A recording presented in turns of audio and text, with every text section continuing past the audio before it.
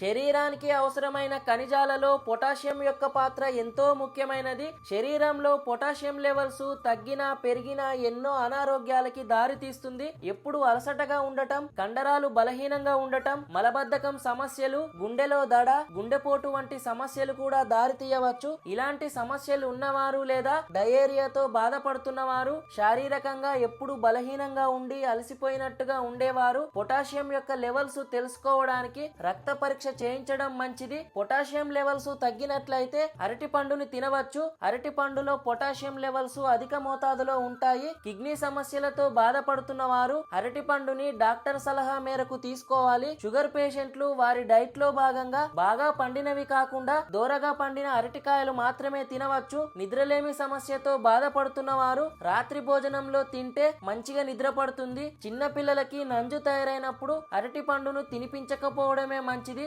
ఎదిగే పిల్లలకి శారీరక దారుఢ్యం కోసం కృషి చేస్తున్న వారికి అరటి పండ్లు ఎంతో మంచివి. కానీ ఇప్పుడున్న రోజుల్లో అరటి గెలలు పచ్చిగా ఉన్నప్పుడే కోసి రసాయనాలతో పండిస్తున్నారు. అందుకే రుచిగా ఉండట్లేదు. కొంచెం ఖాళీ స్థలం ఉన్న అవకాశం ఉన్నవారు అరటి చెట్లను పెంచి అరటి గెల వచ్చాక కనీసం 3 నెలలు చెట్టు మీదనే ఉంచి వాటిని కోస్తే కేవలం 2-3 రోజుల్లోనే పండిపోతాయి. అలాగే ఎంతో రుచిగా ఉంటాయి. ఈ వీడియో చాలా మందికి ఉపయోగపడుతుంది. షేర్ చేయండి. Thank you for watching.